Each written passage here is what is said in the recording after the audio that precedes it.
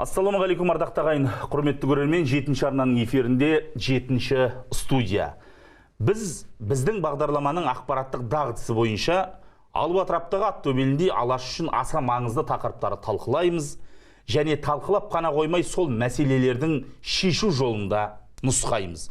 Бүгінде қоғам үшін, еліміз үшін, адамдар деп бөлмеймін, тұтас адамзат үшін аса маңызды тақырыпты талқыға тастамақпыз. Ол біздің қоғамның ерекше адамдарға, оның ішінде ерекше балаларға көзқарасы, оларды әлеуметтендіру мәселесі. Әрине, 21 ғасырда мүмкін бұл тақырыпты талқылау қаншалықты орынды деп айтуға да болатын шығар. Дей тұрғанмен біздегі кей көзқарастарға, ерекше балаларға деген кейбір сөздерге, пікірлерге қарағанда бұл тақырып әлі күнге дейін біздің қоғамда талқылауды қажет етеді. Біздің қоғамдағы кей топтарды, кей азаматтарды әлі де үйретуді қажет ететін секілді. Сондықтан дәл осы мәселені бүгінгі бағдарламаға арқау еттік. Олай болса, алдымен біздің бағдарламамыздың бүгінгі спикерлерімен таныс болыңыздар. Екатерина Смолякова, Қазақстан Республикасы парламенті мәжілісінің депутаты. Қош келдіңіз. Рауан Сағадиева, психолог, арт-терапевт. Қош келдіңіз. Және Нұргүл Жақсыбекқызы, Астана қаласындағы нөмір 65-ші мектеп гимназиясының директоры. Қош келдіңіздер, құрметті спикерлер. Енді бағдарламаның басын мен осы инклюзивті білім, инклюзивті орта, ерекше азаматтарға, ерекше балаларға ерекше жағдай жасау керек деген қазіргі мемлекетте жүзеге асып жатқан шаралардың басы қасында тұрған мемлекет басшысының сөзімен бастағымыз келеді. Қасым-Жомарт Кемелұлы Тоқаев былай деді: Қазақстан әрбір адам өзін толыққанды сезінетін қоғам құруы тиіс. Біз әрбір азамат тең мүмкіндіктерге ие болатын инклюзивті қоғам құруға міндеттіміз деді. Бұл, мен ойлаймын, таласқа түспейтін нақты тұжырым деп. Енді Рауан ханым, сізден бастайық. Біздің қоғам, мен жаңа сөз басында айттым ғой, әлде бұл сөз ағат болса, оны да түзетерсіз. Біздің қоғам ерекше балаларды, ерекше балапандарды қоғамның толыққанды мүшесі деп қабылдап үйренді ме, жоқ па? Әттең айлар бар ма әлі? Әрине әттең айлар бар. Мені осы кеше ғана сұрады. 5 балдық шамамен өлшегенде біздің Қазақстанда инклюзия мәдениеті қалай дамып жатыр деген кезде мен айтым 2 сценарий берем дедім. Біреуі позитивті, біреуі негативті. Позитивті 2,5% бердім. 2,5 балл дедім. Ал негативті деп 0 дедім. Не себепті дейді? Себебі барлық адам өзін ерекше деп ойлайды. Бірақ біздің түсініктегі ерекше балалар деген бұл осал топқа жататын, яғни өте сезімтал, қандай да бір физикалық немесе менталдық, когнитивтік қандай да бір ауытқулары бар. Және олар аса жоғары көмекті, қолдауды қажет ететін адамдар деп қабылдасақ, сонда ғана мүмкін жалпы бәріне ортақ бір көзқарас қалыптасады деген мен сенімдемін, үміттемін. Бірақ өкінішке орай инклюзия неге дамымай жатыр? Себебі осындай ортақ бір түсінік қалыптаспай жатыр. Көп адам ойлайды, инклюзия бұл тек қана мүгедектік туралы деп ойлайды. Стереотипті осылай қалыптасып кеткен. Ал инклюзия егер шынайы қарайтын болсақ, жан жақтан қарайтын болсақ, бұл әр қайсымыз туралы айтылған нәрсе. Яғни қандай да бір кемшіліктеріміз немесе ерекшеліктерімізге қарамай бізді толыққанды ортаға қосып, ең бастысы мені осы жүйеге тартып, жүйеге сай болуың керексің демеу, керісінше менің ерекше, мәселен, ерекше әр адамның, баланың талантын, потенциалын аша отырып, оны жаңағы активный участник дейді ғой, қатарға қосу. Жақсы. Құрметті көрермен, өздеріңіз әлеуметтік желіден де, ресми ақпарат құралдарынан да құлағдар шығарсыздар. Қазір парламент мәжілісінде осы саланы біріздендіруге арналған үлкен заң жобасы қаралып жатыр. Ол мүмкіндігі шектеулі балаларды, енді ресми атау әзірге солай, мүмкіндігі шектеулі балаларды кешенді қолдау деп аталады. Ол жерде әрбір норма үшін, әрбір мемлекеттік органның жауапкершілігі үшін үлкен күрес жүріп жатыр. Тіпті арнайы интеграциялық модуль жасалу керек деген біз өкінішке орай мемлекеттік органдардың арасында ақпаратты бір ортаға тоғыстыру, бір қазанға әкелу мәселесінде де үлкен проблемалардың бар екенін көрсетіп отыр. Аталған заң жобасының жұмыс тобына жетекшілік етіп отырған менің әріптесім Екатерина Смолякова. Сізден сұрайыншы, осы заң жобасымен айналысып жатқанда сіз эксперттермен, сарапшылармен жиі кездескеніңіздің өзіміз куәсіміз, бірге де бірнеше жиынды өткіздік. Бұдан бөлек арнайы осы мамандар жеткілікті ме, жоқ па дегенде зерттеу жұмыстарын жүргіздіңіз. Бірақ біз арнайы педагог, психолог десе кіммен жұмыс істеу керек? Бұл тек баламен жұмыс істейтін маман ретінде қараймыз. Ал оның әкесінің, анасының психологиялық жағдайы, қоғамдағы кейбір азаматтардың тарапынан мен тіпті дұрыс сөз демеймін, бөлек көзқарастың өзі олардың жанына қалай бататынын көбіміз ескере бермейміз. Өкінішке орай. Осы мәселелерді шешудің қандай тетіктері бар бізде? Рахмет сұрағыңызға. Заңмен төпелей бермей, басқа қырына да біз қарауымыз керек шығар.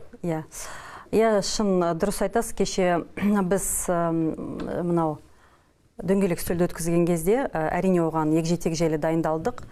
2 аптаның ішінде осы салада еңбек етіп жатқан мамандардың өздерінен сұрадық. Сіздер не сезінесіздер, неден қиналасыздар? Тағы да осы жүйені жалпы жақсарту үшін сіздің қолыңызда тұрса не жақсартар едіңіз деген кезде мен ойлағам, әдетте енді біз күтеміз ғой, адам бірінші өзінің жағдайы туралы айтады деп.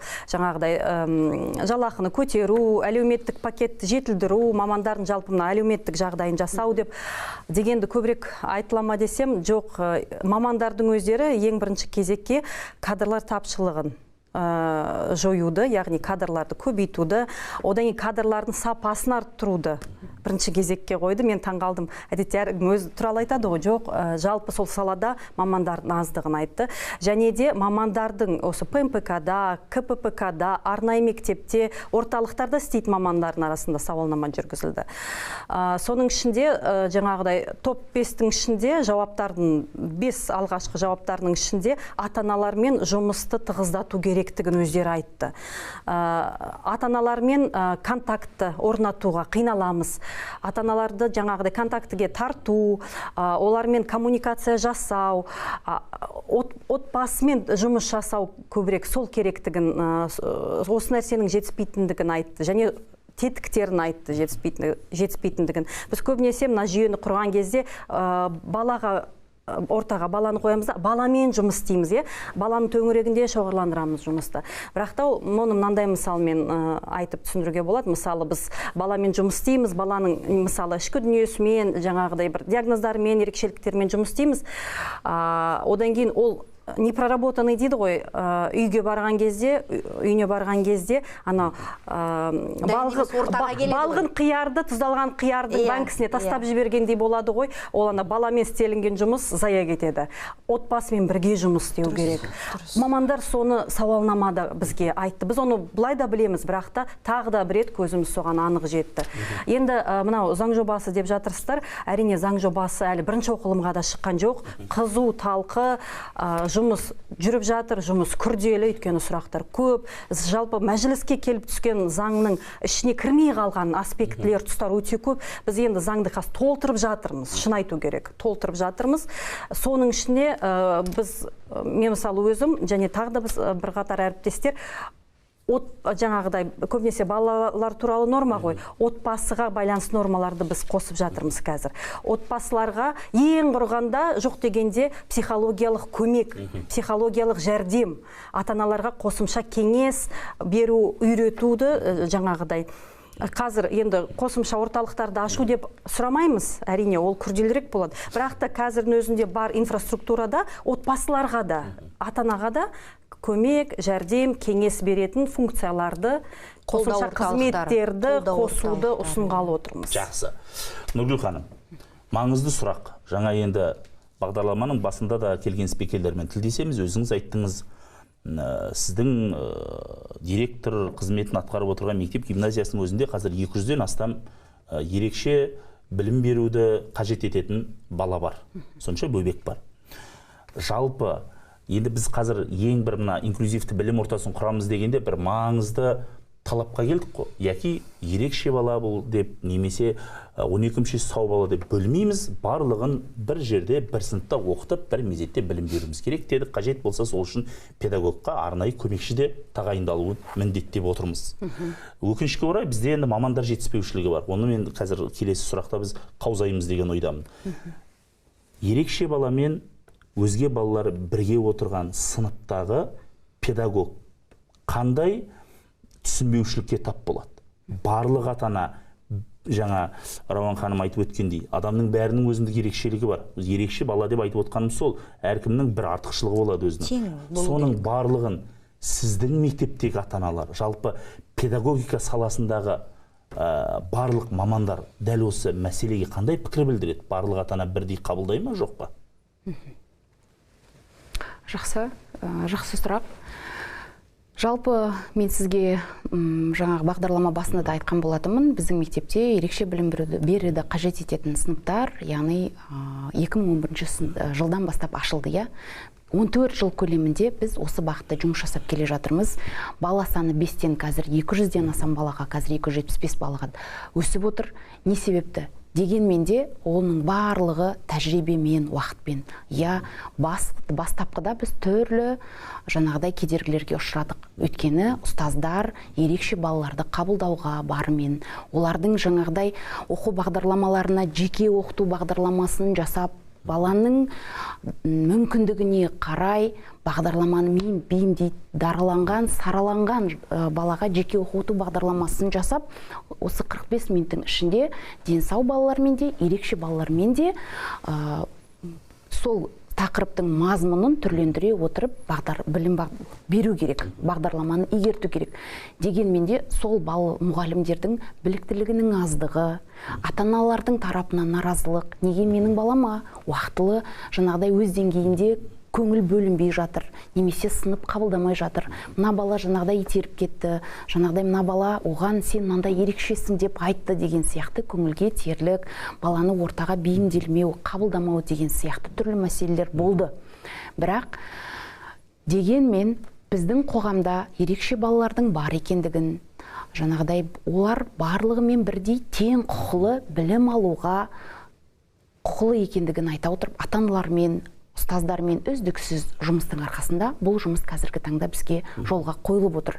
Бірақ кейбір былтырғы оқу жылында бір ата-ана келді маған, сізге жеке сұрағым бар деп менің қабылдауыма. Я тыңдап тұрмын, сізді келіңіз. Мен мысалы дарынды балаларға оқитын лицейден басқа қаладан ауысып келген, мысалы сіздің мектебіңізге келдім. Кіре беріс жерден бастап, яғни коляскалар, инвалидный коляскалар өте көп мектебіңізде. Сонда бұл арнайы мектеп па, спецмектеп па, әлде гимназия ма деген сияқты сұрақ қойды. Сосын мен күлдім. Я, бұл мектеп гимназия. Бірақ біздің мектебімізде ерекше оқытуды қажет ететін, яғни баланың интеллекті сақталған, барлығымызбен толыққанды, тек өзіне өзі қызмет көрсете алмайтын балалар бар. Ол бала ешқандай да сіздің денсау балаңыздан жаңағыдай кемшілігі де артықшылығы да жоқ, бірдей бала. Бірақ өзіне өзі қызмет көрсете алмағандықтан педагог ассистентпен жұмыс жасайды. Оған үрейленіп, оған қорқудың қажет жоқ. Мұғалім оған жеке оқыту бағдарламасымен деңгейіне қарай подход жасайды. Сіздің балаңыз толыққанды білімді алады. Мұғалімдер дағдыланған. Жаңағыдай ата-аналардан қабылдамау деген сияқты, қорқыныш деген сияқты болады ондай сұрақтар. Бірақ түсіндіріп, айтып, кейін өздері жаңағыдай сыныпта бір жыл бойы оқиды, бір 90 оқып. Бұл балалар, жаңа біздің қонағымыз өте жақсы айтты, қоғам қабылдап үйрену керек та. Жалпы балалардың әрқайсымыздың өзіміздің бойымызда ерекшелігіміз бар, бірақ ол өзімізге көрінбеуі мүмкін. Ол баланың бойында өзінің ерекше дарындығы бар. Ол бір бағытта өте дарынды ән айта алуы мүмкін, сурет сала алуы мүмкін, немесе тіл байлығы өте жақсы. Бала ерекше, бірақ оның дене бітіміндегі кемістігіне қарамай, біз бірдейміз деген жаңағыдай ортақ қағидатпен, ортақ құраммен балаларды бір-біріне сіңістіру үшін бұл жерде мектеп әкімшілігінің, педагогтың, сынып жетекшінің үлесі өте зор. Жақсы. Нұргүл ханым, өте маңызды пікір. Жалпы енді сіз педагог практик ретінде айтып отырсыз ғой, біз енді көбіміз заң жобасын жүргізіп жатқан заң шығарушы органның өкілдері ретінде, сарапшылар ретінде айтуымыз мүмкін, ерекше баланың ата-анасы ретінде сөз сөйлеуі мүмкін. Бірақ күнделікті ата-аналармен де балалармен де жұмыс істейтін өздеріңіз қоғамның қалай қабылдап жатқан туралы мәселені көтереді. Мәселе бар. Қоғамда әлі күнге дейін қабылдамау деген сияқты ата-аналарда үрей бар. Ата-аналарды толғандыратын мәселелердің де бірі сол. менің балам сапалы білім алумен қатар қоғамда өз орнын тауып осы шеттетілмесе екен, көңіліне тиетін сөздер айтылмаса екен деген сияқты үрей бар ата-аналардың бойында. Рауан ханым, мен психолог ретінде айтыңызшы, осы үрейді қараңызшы, бізде екі тарапта да үрей бар. Жасырмай, шындықтың бетіне қарайықшы.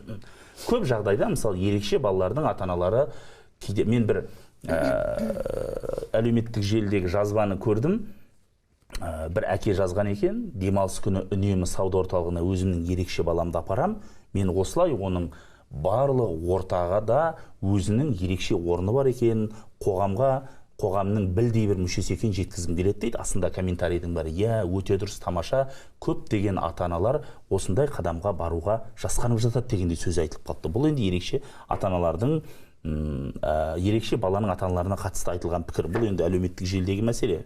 Алып қосарыңыз болса, жоғыңыз болса, өзіңіз білесіз. Екінші жағынан, біздің көзі ашық, көкірегі ояу, білім алған ата-аналарымыздың өзі қоғамда ерекше балалардың бар екен, олардың 12 мүшесі сау баладан артық болмаса, қандай да бір қабілеті, ешбір қабілет кем еместігін түсінуден неге қашады? Қателік кімнен? Біз түсіндіре алмай жатырмыз ба? Жоқ, әлде қоғам түсінбей жатыр ма? Мәселе кімнен өзі?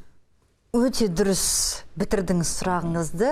Менің ойымша екі тараптан дұрыс түсіндірме жұмыстары жүргізілмей жатыр, жеткіліксіз. Себебі жалпы мен әр уақытта айтам, біздің Қазақстандағы ақсап тұрған мәселенің бірі инклюзивті политиканы айтып жар салатын бізде ақпараттандыру әлі әлсіз.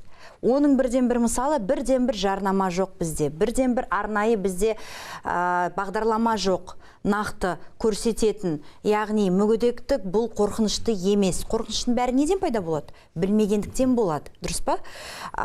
Және мынандай нәрсе бар да, мен өзім ерекше баланың анасы болғандықтан айтар едім, мен не себепті баламен қоғамға бармаймын?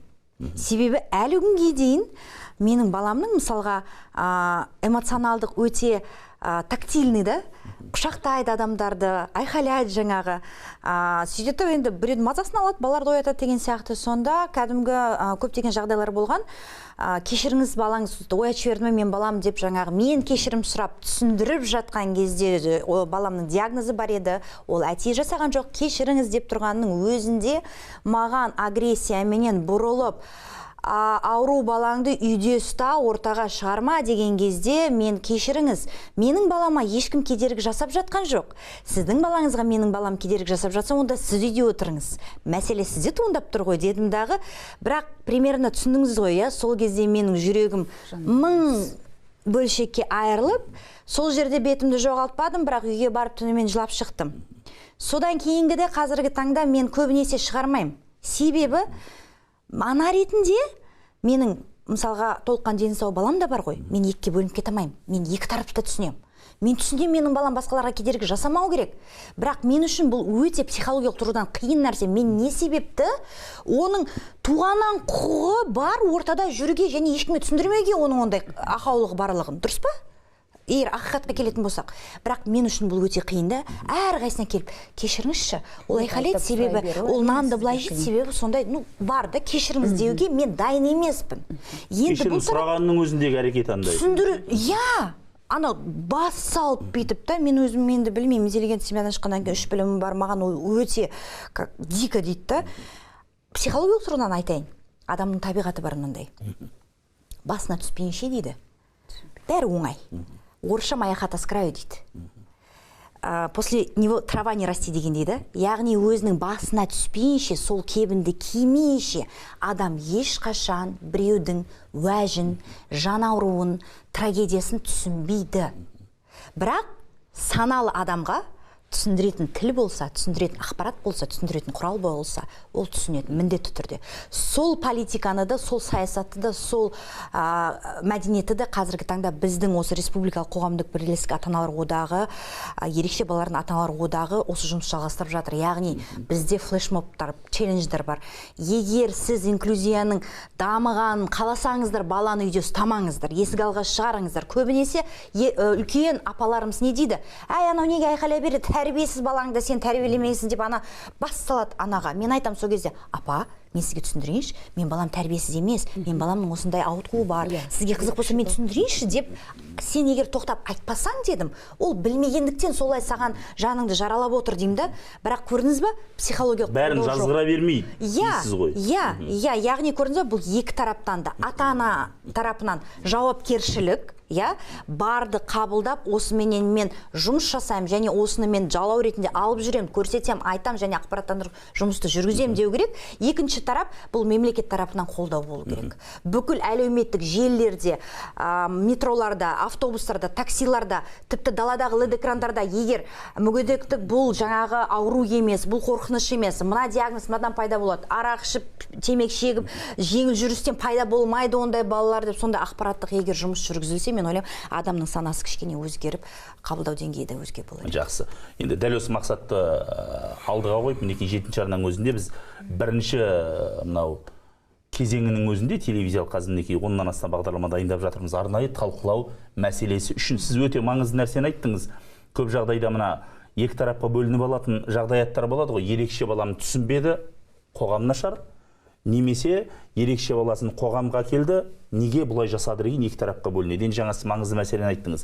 Қандай да бір азамат түсінбей жатса, мен түсіндіруге дайынмын. Ол кісіні менің баламды қабылдамадың деп бас салып жазғырудан аулақпын деп. Меніңше бұл енді психолог ретінде, маман ретіндегі сіздің өзіңізді баса отырып айтқан бір үлкен маңызды пікіріңіз шығар деп ойлаймын. Өздеріңіз білесіздер, осы аталған заң жобасының ішіне бір тиісті норма бердім. Ана Мәдениет және ақпарат министрлігі, туризм және спорт министрлігі болсын. Сол Мәдениет ақпарат министрлігіне бергендегі дүниемізде осы, мысалы, бізде ерекше қабілеті бар балалар жүргізіп жатқан телебағдарлама да жоқ. Өкінішке орай. Бізде ерекше баланың бір көрмесі өтетін болса, барлық жерде жариялаймыз. Ойбай, мүмкіндігі шектеулі. Мүмкіндігі шектеулі баланың көрмесі өтті дейміз. Неге олай дейміз? Пәленше деген жас суретшінің көрмесі өттіреңіз. Бітті сонымен мәселе. Міне осы мәселелер айтып жатырмыз. Енді Екатерина ханым, аталған енді заң жобасын жүргізіп жатқан әріптесім ретінде мемлекеттік органдармен де баршамыз бірге жұмыстанып жатырмыз ғой. Осы ақпараттандыру саласын қалай нәтижелі жүзеге асыруға болады? Өйткені Мәдениет және ақпарат министрлігін қостық, мемлекеттік арналарда қолда бар, интернет ресурстарда қолда бар. Тіпті өткенде қосымша бюджет талап етеді деген кезде де мен айттым ғой, телевизия осы ақпарат саласында қанша жыл істеген маман ретінде сіздің бір күнде 24 сағат уақытыңыз бар. 25 сағат болмайды ол, 26 болмайды ол. 24 сағат сол уақытқа сіздің арнайы белгіленген бағдарламалық сеткаңыз бар. Ана бағдарламаның орнына бағдарлама ауыстырсаңыз қосымша шығын шықпайды одан. Міне мәселе осы. Дәл осындай студияға, мына LED-тарға, ерекше балаға арналған жазуларды қойсаңыз бітті, мәселе шешілді. Одан қосымша шығын қажет жоқ та. Біраз енді біз шырылдап түсіндірдік. Бір жылдың өзінде, мысалы, біз жылына мемлекеттік ақпарат саясат жүргізуге 60 миллиардтан астам қаражат бөлеміз. Бұл да аз ақша емес. Сондықтан да мен ойлаймын, мемлекеттік ақпараттық саясат бұл тек қана саяси дүниелерге емес, осындай рухани дүниелерге де арналу керек. Осыны ары қарай жүзеге асыруымыз қажет қой деп. Сіздіңше мұндай тетіктердің шешімін қалай табуға болады? Өйткені мен кешірім сұраймын, менің бір қорқатыным, ұртоқпағы ретінде сендер мүмкіндігі шектеулі балалар туралы жасаңдар десе, ол бір іштегі махаббатпен емес, міндетті тапсырманы орындау болып кете ме деген қорқыныш бар. Енді сұрақ өте терең, айтылып жатқан мәселелер өте терең. Бұл ғана жалпы қоғамның сана сезімінің өсуі деген нәрсе де бар ғой. Ол да бар, жаңағы адам қай уақытта басқаны мойындайды, қай уақытта басқаны қабылдайды. Тек қана басына түскенде ғана емес, жалпы мына сананың төмендігі болады, жалпы сананың деңгейі болады, қоғамдық сана деген нәрсе болады. Сол пісіп жетілу керек белгілі бір деңгейге. Тағы да бір назар аударғым келіп тұрған нәрсе, біз енді ақпарат аз деп жатырмыз, ақпараттандыру керек. Мен осы заң жобасын талқылап, жұмыс топтарында жиі жиналамыз ғой мемлекеттік органдармен. Сонда біз енді кейінгі жұмыс топтарында Мәдениет және ақпарат министрлігіне біраз нәрсе айттық. Неге мультик жоқ, неге баннер жоқ, неге ролик жоқ деп әрине сұрақты көп жаудырамыз, бірақ менің әріптестердің көздеріне қарасам, олар оны істегісі келмейді емес. Жаңа ақшаның да бар екенін біледі, сонда контенттің бар болу керектігін де біледі, бірақ та оның көзінде сұрақ, мен оны қалай істеймін, мен білмеймін деп тұр да. Бізде инклюзия бойынша ғылым жоқ. осыны зерттеп жатқан зерттеулер аз. Кеше ғылым және жоғары білім вице-министрі презентация көрсетті. Докторанттар саны қанша деген кезде сонда 10 деген цифр тұрды. Инклюзия, арнайы педагогика, инклюзивті білім беру саласын зерттеп жүрген докторант саны 10 докторант. Енді қазір биыл қабылданғаны бар, осы бітіргені бар, енді 10 ары кетсе 20 бітіргенімен. Ол жаңағы жұтаңдықты көрсетіп тұрды. Осы саладағы зерттеулердің болашағы қандай, қазіргі ахуалы қандай деген сұрақтарға мына осы цифр жауап беріп тұр. Енді 10 докторант не істей алады? Осы қаншалықты осы саланы зерттейді, қаншалықты олар осы бітіргеннен кейін докторантураны зерттеу жұмыстарын жүргізеді, жалғастырады деген содан ұсыныс айттық. Біріншіден біз жыл сайын болашақ бағдарламасы бойынша жібереміз ғой пәленбай маманды стажировкаға, магистратураға. Неге мақсатты жаңағы целевой 20-30-50 маманды осы саламен мақсатты магистратураға тағылымдамаға жібермеске. Олар бір 2-3 жылдан кейін мықты маман болып оралады, білімдерін осында жалғастырады. Зерттеу керек. Бізге зерттеулер аз. Біз ананы айтамыз, мынаны айтамыз, жаңағыдай сарапшылар тыңдаймыз. Нақты ғылыми зерттеулер қажет. Мен бағана ғана бір маманмен сөйлесіп келдім. Ол маманның көзқарасы бойынша барлығы ішқұрылыстан басталады. Аурудың барлығы жаңағы тән сау болса, жан да сау болады дейді. Ол балалардың ағзасында металл көп дейді. Кишечнигін емдеу керек дейді. Сондай әртүрлі пікірлер бар. Егер нақты ғылым болмаса, біз осындай анау айтты, мынау айтты деп жүре береміз. Сондықтан бізде ақпарат және мәдениет министрлігі дұрыс жұмыс істеу үшін алдыменен осы ғылым жағына бір қарауымыз керек деп ойлаймын. Ғылыми зерттеулер керек көбірек. Үлкен ғылыми зерттеу жиналған бір интеграциялық модуль демекші бір қазан керек секілді. Сұрақ туындады ма, мінекей, келдің, жауабыңды алдың, соған сай әрекет жасадың деген. Біз тіпті мен мысалы кеше дөңгелек үстелде сауалнаманы көрсеткен кезде тіпті бізде осы тақырыпта сауалнама да жоқ сияқты ғой. Әлеуметтік зерттеулер жүргізілмейтін сияқты ғой. Жаңағы мамандардың мен сауалнаманы біз сілтемесін жіберген кезде бір-ақ аптаның ішінде 2,5 маман жауап берді. Аш, қоғамға керек, менен сұрашы, мен айтам деп тұр. Сауалнама да жүргізілмейді, ғылыми зерттеулер де аз. Содан бастау керек сияқты. Біз ойлаймыз ғой, кейде осы инклюзия саласы бойынша айтқанда, мүмкіндігі шектеулі азаматтар деп енді ресми тілде қолданылады ғой заңда. Мүмкіндігі шектеулі азаматтар туралы айтқанда тек қана ғимарат пен инфрақұрылым салу керек сияқты, қазір барлық жерде пандус бар, мәселе шешілген сияқты ретінде көріледі. Бірақ осы дәл осы жобаның алғашқы бағдарламасында мысалы бас қаланы айтсақ, басқа аймақтағы мәселе түсінікті шығар деп ойлаймын баршаңызға. Мысалы дейді, міне ресми осы бас қаладағы әлеуметтік қорғау басқармасы айтады. Біз ғимараттарды қабылдау кезінде олар қаншалықты мүмкіндігі шектеулі азаматтардың талаптарына жауап береді деген критериймен қараймыз дейді. Сонда дейді, Астанада шамамен бір жылда 250 ғимарат қолданысқа беріледі дейді. Үйіңіз бар, әлеуметтік ғимараттар басқасы бар. Соның кемінде 50% дейді, сәйкес болмай шығады дейді. Ойлаңызшы, қаншама осы инфрақұрылым саласында енді ғылыми зерттеулер бар өздерінің, 50%. 2025-26 жыл 21 ғасырдың ортасында бүкіл әлем айтып жатқанда тиіссаңдар қабылдап жатқанда енді көрдік қой. Енді ғимаратты, инфрақұрылымды салатын, қолмен салатын, есептейтін құрылғымен сала алмай жатқанда рухани деңгейді есептеп шығу мен ойлаймын өте қиын шығар деп. Бірақ біз қоғам ретінде бұған атсалысуымыз қажет, біз тоқтамауымыз керек. Сіз маңызды мәселені атап өттіңіз. Енді тұста алып қосарым, кішкене қосайыншы. Өте өзекті мәселені көтерді, себебі 5 жылдан бері бізде осындай дәлелденген ғылыми жаңағы опростар жүргізілген негіздерді базаны таппаған соң біз өзіміз ата-аналар болып бүкіл Қазақстан бойынша осыны жасап жатырмыз. Google анкета жасаймыз дағы, қазақ тілінде, орыс тілінде кәдімгі сауалнама жүргіземіз. Сөйтіп соны статистика жинаймыз. Ең кемі бізде 5 мың, 10 мың, 15 мың ата-ана жаңағы сауалнамаға жауап береді. Қандай нәрсе жетіспейді, бізде үлкен экспертиза бар. Сол себепті де сөзіміз өтімді. Себебі мысалы кез келген жиында Екатерина Сергеевна біледі, құрғақ статистиканы мәлімдеме жасап отырған кезде мемлекет бір жаңа маманы, мен айтам, тоқтаңыз, сіздерді құрғақ статистика, біздікі нақты, качественный деймін да, сапалы. Қараңыздар, мына жерлерде, себебі бізде 300-ден астам WhatsApp чатымыз бар да, яғни мен өңірлердің ауылдардағы болып жатқан мәселені білемін да. Мына жерде мектеп бар деңіз, мен там ол жерде мектеп жоқ деймін. Ол жерде инклюзивті класс жоқ, ол жерде тіпті поликлиникада жоқ деп мен айта аламын да. Сол себепті кішкене қазір құлақ асатын болды, Аллаға шүкір. Бірақ айтатыным мәселе бұл жерде саяси шешімділікте, политическое решение дейді. Мемлекет басшысы тиісті жағдайдың жасау керектігі туралы тіпті тиісті бағдарламалар да қабылдап, жұмыс жоспарында қабылдап жатыр. Мінекей заң да шығып жатыр. Сондықтан да енді атқару мәселесі үлкен. Мен анау жұмыс тобында мәдениет саласы, ақпарат саласы бойынша шырылдап айтып жүргенім осы мәселе ғой. Жүзеге асыратын тетік бар. Жаңа менің әріптесім өте маңызды мәселені айтып өтті. Мысалы, ақшаның басқаның бар екенін біледі де, бірақ осыны қалай істеймін деген сұрақ туады. Тіпті мен айтайын, осы бағдарламаны жүргізіп жатқанда өзіміз де көп нәрсені іштен сараптап отыруға мәжбүрміз.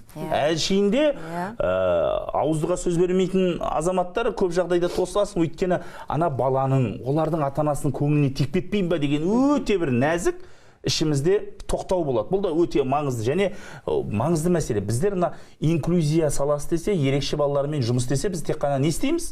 Біз аламызда тек педагог тәрбиелейміз.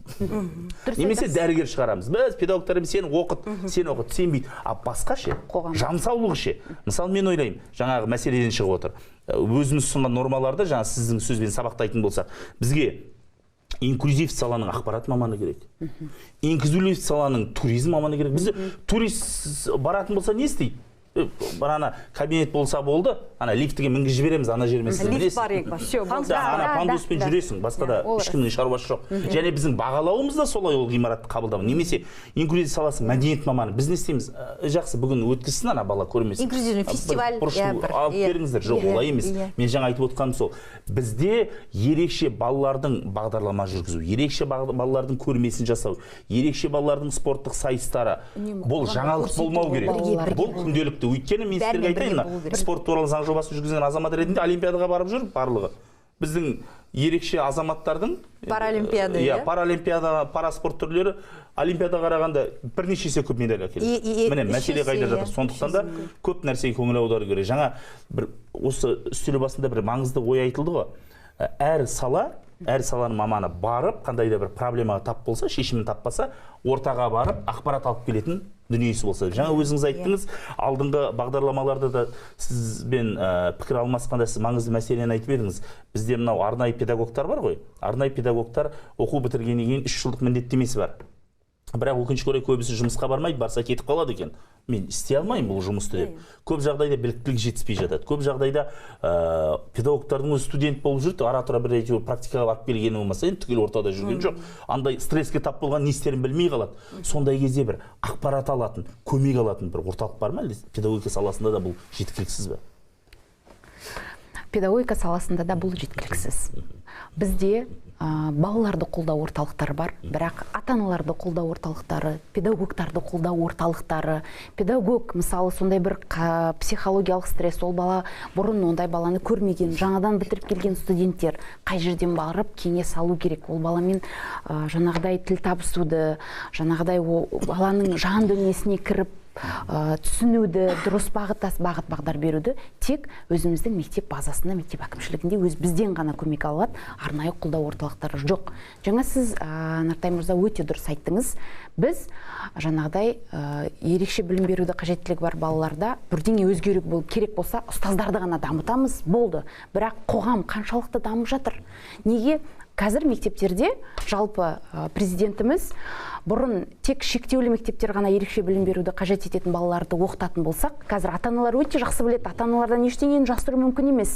Не себепті? Қазір қалада бірнеше, осы Астана қаласында бірнеше мектептерде ғана бала саны өте көп. Себебі бұрыннан тәжірибелі ұстаздар жұмыс жасап келе жатыр. Ол жерде қоғам балаларды қабылдайды, орта балалар барлығымыз біз бірдейміз, барлық іс-шаралар бізде бірге өткізіледі. Жаңа жыл кештері болсын, сынып сағаттары болсын, кез келген жарыстар, бірге киноға барады, балалармен бірге жүреді. Сен жеке бар. Тіпті балалар жаңағыдай паралимпиадалық спорт түрлеріне қатысып жүзуден, ән айтудан орындар алып келіп жатқан кезде ата-аналар келіп, неге біздің баламызды ерекше етіп құттықтамадыңыз деген сияқты сұрақтар қояды маған. Мен неге ерекше етіп құттықтаймын? Барлығынан бірдей құттықтаймын. Өйткені жылдың соңында жұлдыздар шеруі бізде өтеді, балалар бірдей. Неге мен ерекшелеу керекпін? Мен үшін сіздің балаңыз барлығымен бірдей.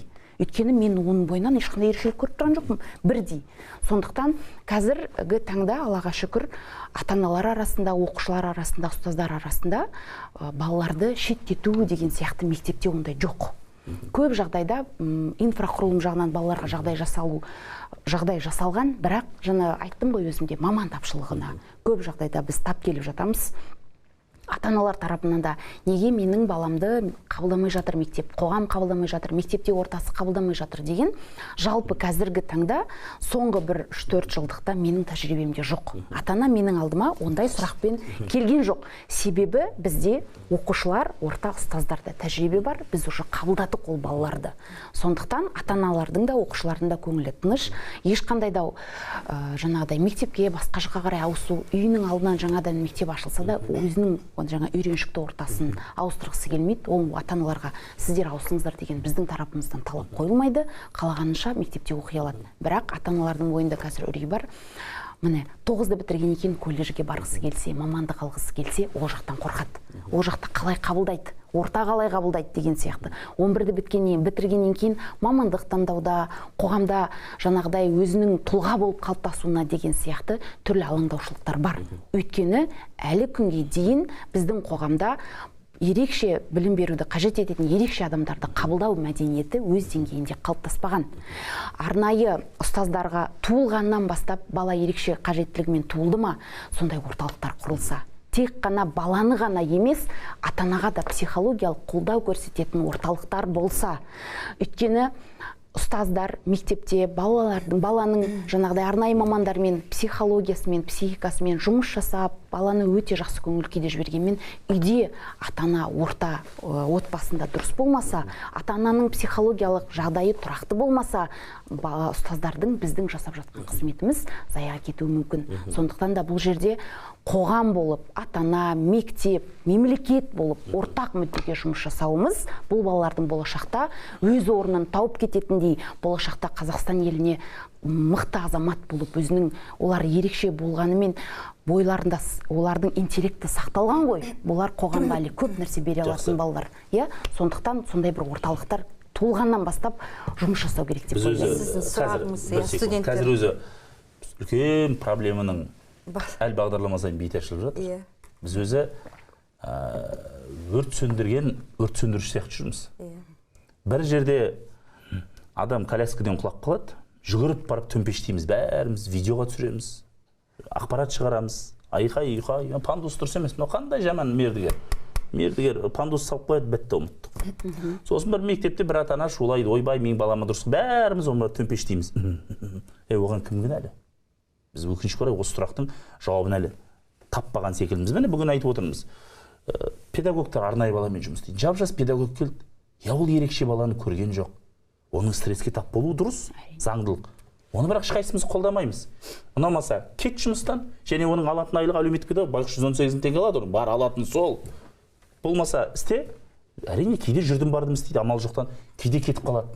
Ал маман кетіп қалғаннан біз ұттық па, бізде қана ұтылдық, өйткені тағы қанша қаржы мемлекетте, тағы қанша жыл керек. Ал соның арасында ана қалып қойған 12 баланы қарай бір арнайы педагог. 10 баланы кім оқытты? Оны кім тәрбиелейді? Оны кімге береміз біз? Міне мәселе осыда. Немесе ақпарат саласы, жаңа өзіңіз айтқандай, Екатерина ханым, жасағысы келсе, оның бар бақылау алатын жері жоқ. Медицинаңыз тура сондай жағдайға тап болып жатыр. Проблеманың өзегі негізгісі осы. Мысалы, жаңа айтып жатырмыз, балаларға қатысты мамандар болу керек. Біз балаларды, ерекше балаларды тәрбиелеп оқытатын маман жетпейді. Оқу ағарту министрінің өкілі келді, осы жобаға айтты. 4000 маман жетіспейді. Сонда ата-ананы тәрбиелеу керек, оны кімге тәрбиелетеміз? Бұл жұмысты кім жүйелеу керек? Сұрақ көп сияқты. Алдыңғы сұрақ қалып қосарыңыз бар ма? Осы үлкен өзекті мәселені осы жоғарғы ғылым білім министріне құлағына алтын сырға 4 жыл бұрын кездесіп мен айтқан кезде осы мәселені сіздер не себепті осы арнайы ерекше қажеттілігі бар балалармен жұмыс жасауда кадрлар тапшылығы әр уақытта болады. Себебі олар эмоционалдық күйзеліске түседі дағы психология тұрғыдан көтере алмайды оны. Өйткені менде осы әлеуметтік арнайы қызмет көрсету орталығым бар. Мен өте ауыр жағдайдағы деңгейдегі психоневрологиялық диагнозы бар пациенттермен жұмыс жасаймын. 18-ге дейін 18+. 3 жылдан асық маған практикаға студенттер келеді. Енді қызығын айтайын. Не оқитындарын түсінбеймін. 1-ші курс, 2-ші курс, 3-ші курс, 4-ші курстар келеді. Олар ана жерді көрген кезде нақты түсінікпен кетеді. Мен оны істей аламын ба, әлде істей алмаймын ба? 80% мен істемеймін деп кетеді. Міне сіздерге айтайын. Себебі теория бір дүниеде, практика екінші дүние. Тіпті практически баланың диагнозы осындай, көріністер осындай деп үйреткенменен, шынайы келген кезде, ана баламен жұмыс жасаған кезде, бізді олай үйреткен жоқ дейді. Бізді түсіндірген жоқ дейді. Тіпті қарапайым жұмыс нақты болмаса да баланы диагностикаға бермейміз, бірақ мені қара баланы диагностиканы жасаған жеке жұмыс жасау жоспары, индивидуальный учебный план. Осыны біз осылай жасаймыз деп үйретеміз ғой. Бізге көрсетпеген дейді. Көрдіңіз ба? Сосын айтады, біз бұның бұншалықты күрделі екенін білмедік дейді. Енді мен ата-анамын. Бірақ балам үшін мен осындай маман, доктор, магистр болып кеткен адаммын да. Мен айтам, министрге айтқаным 4 жыл бұрын дедім. Яғни, даладан келген маманды сіздер біздің балалармен жұмыс жасайды, маман қылып шығара алмайсыздар. Ол 100% беремін сіздерге оны.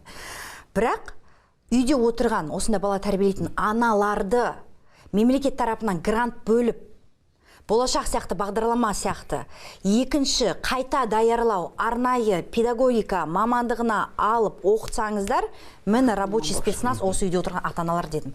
Біз екі қоянды бір оқпен атып өлтіре аламыз дедім. Себебі үйде отырған ата-ананың пенсия жалақы неғылатын жалақысы жоқ, солидарный базовый пенсияға неғыла алмайды, улап-шулап жүр. 22 жылдан білесіз бе, 23 жылы социальный кодекске кіргіздік қой біз. Баланы күтімі стажға кірді, Аллаға шүкір. Бірақ стажға кіргенменен базовый пенсия мынандай болады, себебі бұл жұмыс жасамайды. Ертең тиын алады. Иә, сол себепті айтқаным, қараңыз, егер сол ата-анаға грант беріп, оқытып, диплом беріп, жоғарғы білімменен педагог ассистент, тьютер, жаңағы логопед, дефектолог, психолог болып кірсе дедім, жалақы алады, пенсияға өзіне ақша жинайды дедім. Екінші, ол выгорать етпейді, баласы үшін выгорать етпейді, ол саладан кетіп қалмайды дедім. Онсыз да күнде айналысып жүр. Мені айтадым, бір оқпен екі қоянды атып өлтірсе, о, жақсы күшті жоба деді дағы, сонымен Аллах бір 4 жыл өтті. Екатерина Сергеевна біледі, ол біздің жолдамамызда да бәрі бар. Осы пилотге қосып өтейінші, бір жақсы не бар? Моя боль дейді ғой. Енді жоқ дей берсек, ол да әділетті деп ойламаймын. Жұмыс жасалып жатыр. Бір жақсы нені бөлісім келеді, тәжірибені. Кеше ғана біздің шарамызда Аманжолов университеті, Шығыс Қазақстан облысы, Өскемен қаласы. Неге ол кісінің, ол ректорды шақырып алып, баяндамаға шақырдық, өйткені оларда жақсы тәжірибе бар. Сол тәжірибені барлық жаңағы арнайы педагогика бойынша маман даярлайтын 17 университет қолданса екен дейміз. Мен өзім барып көрдім жазда, өңірлерді аралаған кезде. Университеттің ғимаратының бірінші қабатында тұтас бір блогы, бірінші қабатының бірінші блогы осындай коррекциялық, реабилитациялық орталық ашылған. Сол ғимаратта жаңа дефектология, тифлопедагогика, басқа, яғни арнайы педагогикаға жататын мамандар даярлайды жоғары этаждарында. Студенттер оқиды, нетеді, содан түстен кейін ба бір уақытта жаңағы коррекциялық орталыққа түсіп, ата-аналармен, балалармен кәдімгідей маман ретінде жұмыс жасайды. Без отрыва от производства дейді ғой. Теория екінші этажда болса, бірінші қабатқа түсіп практикасын өтеді. Күнделікті жұмыстары осылай. Сонымен қатар тағы да бір ғимаратында жанында тұрған цех бар. Бұл цехта жаңағыдай әртүрлі диагнозы бар, ерекшелігі бар балаларға, жаңағы ағаштан ойыншық, енді диагнозына қарай, жаңағыдай ДЦП диагнозы бар балаларға арнайы құрылғылар, сол университеттің физиктері техникалық задание жазады екен. Мынандай өлшемі, мынандай салмағы, мынандай болу керек. Жаңағы арнайы педагогика мамандары, методистері бұған жаңағыдай өздерінің тапсырмаларын жасайды. Ол мынандай стандартқа сай болу керек деп. Сосын цехтың мамандары, шеберлер сол жерде сол ойыншықты, затты, бұйымды шығарады. Толық жаңағыдай бір процестің басынан аяғына дейін тұтас бір циклдың тұтас процестері бір университеттің қабырғасында жүзеге асырылып жатыр. Және де коммерциализациясы бар. Өскемендегі мектептерге, арнайы мектептерге сол бұйымдарды сатады екен, иә? Арзан бағамен. Мінекей, неге басқа университеттерде осыны жүзеге асырмасқа? Енді осылардан қарап, Абай университеті де тура осындай нәрсе жасағалы жатыр. Астана қаласында мына ғимараттары бар сол жерде. Жемпуда соларға қарап жасайын деп жатыр. Яғни осындай тәжірибелерді, оны жаңа жоқ дей берсек болмайды. Мұны жақсы тәжірибені жаңағыдай масштабировать етуге болады. Жалпы бұл өте маңызды. Сіздің де жаңа идеологиялық тұрғыдағы, еңбекпен қамтамасыз ету тұрғыдағы мәселе. Сіздің де айтып отырғаныңыз педагогтарға қатысты мәселе. Бұл өте маңызды. Жалпы бір нәрсені түсінуге болады. Бағдарламаның түйіндейтін кезеңге келдік. Жалпы былай қарасақ, статистикаға қарасақ, ресми есепке қарасақ, бәріміз бірдеңе істеп жүрген сияқтымыз. Иә, оқытып жатырмыз. Иә, емдейтін реабилитация орталығы ашылып жатыр, маман жетпейді, жарайды, ашып қойдық. Мына жақта біреу бір зерттеу жасап жатыр, мына жақта заң шығып жатыр, мына жақта жаңа спортқа келетін болса, ана коляскамен баратын, бассейнге андай арнайы орындықпен түсетін бір нәрсе ашып қойдық. Ақпарат, мәдениет десек, ара-тұра бір көрме өткізіп жатырмыз. Бірақ өкінішке орай, меніңше осы жерде ең басты проблема осы ерекше балаларға келген кезде, бірақ ерекшені мүмкіндігі шектеулі деген синониммен қарауға мен түбегейлі қарсымын, өйткені ерекше қабілет деген сөз. Сондықтан менің бір ойлаған түйінім, біз осы мәселеге келген кезде бір-бірімізді есту қабілетінен айырылып қалған сияқтымыз. Осы шешім қабылдайтын азаматтар біздің мүмкіндігіміз шектеулі секілді. Өйткені біз бір-бірімізді естіп жатқан жоқпыз. Бәріміз бір нәрсе атқарып жатырмыз. Бірақ өкінішке орай түптеп келгенде мәселе шешілмейді. Неге? Өйткені біз бір-бірімізді есту қабілетінен айырылып қалдық. Белсенділер өзі шулап жүр. Мына жақта әр ведомство өзінше шешім қабылдап жатыр. Міне, проблема осы да. Сондықтан қазақ айтады, ана саусақ бірікпей, ине ілікпейді дейді. Келісіп пішкен тон келте болмайды дейді. Бәріміз бір тердің пұшпағын илеп жүрміз дейді. Осы мақалдарды қажет жеріне пайдалансақ, содан тәлім алатын болсақ, мен ойлаймын, осы проблеманы түбегейлі шешуге де болар еді деп, сол үшін осы аса маңызды бағдарламаға, тақырыпқа келіп пікір бөліскендеріңізге алғыс айтамын. Бұл бағдарлама 7-ші арнада әлі де жалғасын табады. Сондықтан санға емес сапаға мән беретін ұжым ретінде әлі де сіздерді осы студияның төрінен көреміз деген ойдамыз. Баршаңызға уақыт тауып келгендеріңізге алғыс айтамыз. Ардақты ағайын, құрметті көрермен, уақыт тауып 7-ші арнадағы 7-ші студияны көргендеріңізге алғыс білдіремін. Келесі жүздескенше аман сау болыңыздар.